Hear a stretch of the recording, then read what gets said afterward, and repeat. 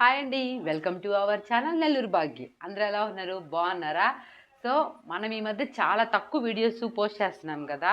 But కుదరట్లేదు నాకు. Videos తీయడానికి కుదరట్లేదు. ఎండకి బయటికెళ్ళాలంటే కష్టంగా ఉంది. అందుకని చెప్పేసి నేను వెళ్ళినప్పుడు మాత్రం వీడియోస్ పెట్టాల్సొస్తుంది. చిన్న పని మీద బయటికెళ్తున్నాను. సో, అందువల్ల నేను వీడియోస్ తీయడం కష్టమైపోయింది.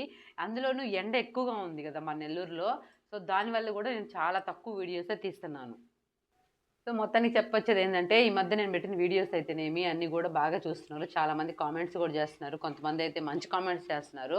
అందరూ ఆల్మోస్ట్ మంచి కామెంట్సే జేస్తున్నారు. తప్పు కామెంట్స్ ఏం కాదు. కాకపోతే ఏంటంటే, ఒక కామెంట్‌లో మరీ కొంచెం ఎక్కువగా జేస్తున్నారు. అది కొంచెం తగ్గిస్తే బావుంటది. సో, ఈ మధ్య మనం శక్తి పీఠానికెళ్ళేసొచ్చిన వీడియోస్ అయితేనేమి బాగా రెస్పాన్స్ అవుతున్నారు. అది గాక మేమెళ్ళిన టూర్ అయితే దాని గురించి మాట్లాడాలనుకున్నాను. కానీ ఇప్పుడు గాదు. ఇంకొకసారి మాట్లాడతాను. సరే. ఇప్పుడైతే అసలు విషయం ఏంటంటే, మనకి ఎన్నికలు స్టార్ట్ అవుతున్నాయి గదా! సో, దాని గురించి మాట్లాడదామని ఈ వీడియో జేస్తున్నాను. మ సో, మనకి ఎలక్షన్‌లు స్టార్ట్ అయ్యాయి గదా! ఎలక్షన్‌లనేటివి మన జీవితం దాని మీద ఆధారపడి ఉంటది. సో, అందుకని జెప్పేసి ఎవరు గూడా ఒక అభిమానంతో అంటే క్యాస్ట్ ఫీలింగ్‌తో అలా ఎవరు గూడా ఓట్లు వేయొద్దు అని చెప్దామని ఈ వీడియో జేస్తున్నాను. నువ్వైతే ఎవరికేస్తావమ్మా? నీకైతే క్యాస్ట్ ఫీలింగ్ లేదా? అని అనుకుంటారు. నేనైతే క్యాస్ట్ ఫీలింగ్ పక్కన బెట్టేస్తే ఎవరైతే మనకి మాక్సిమం 75% అన్న ప్రజల గురించి ఆలోచిస్తారో వాళ్ళకైతేనే ఓటేస్తాను. అది క్యాస్టా? లేకపోతే ఇంకొకరా?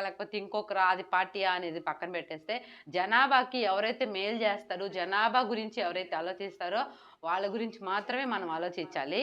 వాళ్ళు మన గురించి ఆలోచించినప్పుడు మనం వాళ్ళ గురించి గూడా ఆలోచించాలి. చాలామంది వాళ్ళంటే అభిమానం, వీళ్ళంటే అభిమానం, దానివల్లే మేము వాళ్ళకి ఓటేస్తాం, మా ప్రాణం ఇస్తాం, రక్తం కోస్తాం, అది ఇదని సోది డైలాగ్స్ అని జెప్తారు. నేనైతే ఎవరు మనకి రాజకీయ పరంగా, మనకి ప్రజల పరంగా ఎవరికైతే మనకి మంచి పనులు జేసి, మనకి ఉపయోగపడేలాగా ఉంటారో వాళ్ళకే వేయాలి మన ఓటైతేను. ఒక్క ఛాన్సు అని జెప్పేసి ఎంతోమంది వస్తా ఉంటారు. వాళ్ళందరి గురించి కూడా మనం ఆలోచించబడలే. ఎందుకంటే మన గురించి ఆలోచించే వాళ్ళే మనకి మేలు జేసే వాళ్ళ గురించే మనం ఆలోచించాలి. సో, మీరందరూ గూడా ఆలోచించుకొని ఓటేస్తారని గోరుకుంటున్నాను. అది పక్కన బెడితే నాకీ మధ్య ఒక ఆలోచనొచ్చింది. ఏంది అంటే, ఎన్నో ఏళ్ల నుంచి ఎక్స్‌పీరియన్స్ ఉన్నవాళ్ళు మనకి సరిగ్గా జేయట్లేదు. కొత్తగా వచ్చిన వాళ్ళు మనకి సరిగ్గా జేయట్లేదు. అసలు మనల్ని ఎవరు ఎంచుకోవాలి? ఎవరిని మనము నమ్మాలి అనేది గూడా అర్థం గావట్లా. దీని గురించి ఇంత సోది, ఇంత టాపిక్కు అసలు ఒక వీడియో దీని పరంగా అని కాదు. బట్ ఏందంటే జనాభాకు గూడా అర్థం గావట్లా. ఎవరైతే కనీసం ఒక 10% మనకి అన్యాయం చేసినా, 90% న్యాయం చేస్తారు గదా! వాళ్ళ గురించి ఆలోచించాలి.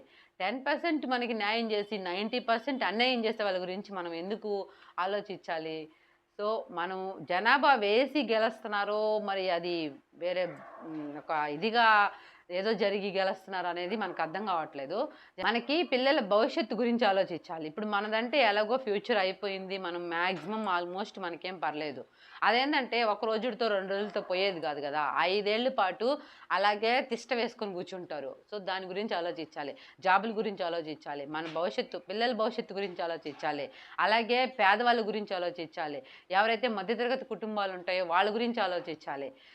చాలా పరిస్థితులు ఎలా ఉన్నాయంటే కరెంట్ బిల్ అయితేనేమి, మనం ఇంటి రెంట్ అయితేనేమి, ప్రతి ఒక్కటి మనకి పన్నుగా కడుతున్నాము. ప్రతి ఒక్కటి మనము మన దగ్గర నుంచి తీసుకోవడమే గానీ మనకిచ్చేవాళ్ళు లేరు. అలా దాని పరంగా గూడా చాలా ఆలోచించాలి. మీరనుకోవచ్చు, "నువ్వైతే పక్కా ఒకటేనమ్మా, నువ్వు దాని గురించే జెప్తున్నట్టున్నావని." నేను దాని గురించే జెప్పట్లా. నేనేసేది నేనేస్తా. మీరేసేది మీరేస్తారు. ఎవరేసేది వాళ్ళేస్తారు. మనం ఏసినందుకు ఉపయోగం ఏంటి? మన ఓటు అనేది మనం ఏస్తాము. అది మనకు ఉపయోగపడిందా? లేదా? మనం వేసిన దాని ఓటనేది చాలా విలువైందండి. నిజంగా చెప్తున్నాను గదా! ఆ ఓటనేది చాలా విలువైంది. అలాంటిది మనం దాన్ని అనవసరంగా వేస్ట్ చేస్తున్నాము. అది గాక ఈ మధ్య ఒకటొచ్చింది. Vote not for a sale. దీని గురించి కూడా కొంచెం ఆలోచించండి. డబ్బులు తీసుకొని ఓటు వేస్తే అది ఎంతవరకు న్యాయము? ఎంతవరకు అనేది డబ్బు పిచ్చి అందరికీ ఉంటది. "నువ్వు తీసుకోవమ్మా డబ్బులు" అని అంటారు. నేను తీసుకుంటానా? తీసుకునేదా? అనేది పక్కన పెడితే, నేను ఇన్ని మాటలు మాట్లాడుతున్నా. ఇంత నిజాయితీగా ఇన్ని వీడియోస్ చేస్తున్నా. ఆ రోజుటికి ఎలా ఉంటదో తెలీదు.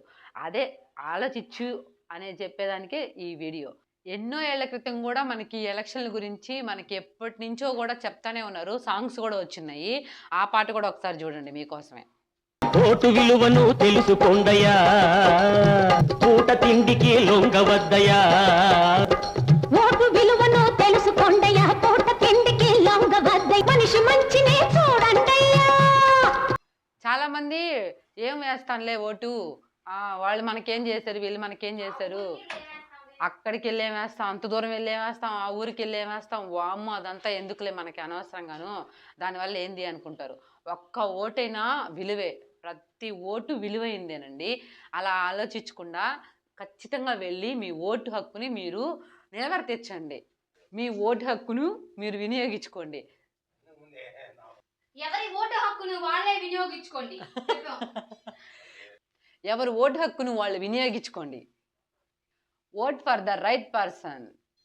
ఇంకా సరే, అయితే మొత్తానికైతే ఈ వీడియో ఇలా జరిగింది. ఖచ్చితంగా మీ ఓటు హక్కును మీరు వినియోగించుకోండి.